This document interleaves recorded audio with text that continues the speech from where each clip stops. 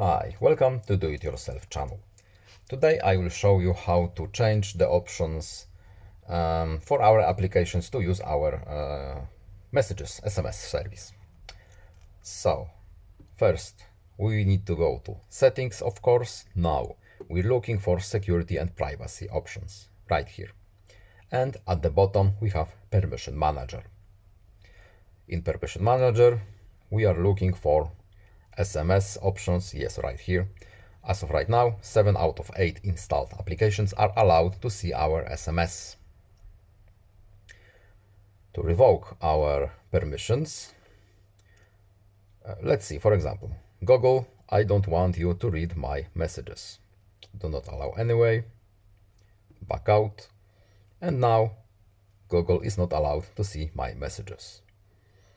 I hope this video was helpful to you. Please leave a like and subscribe. Have a nice day and see you in the next video. Goodbye.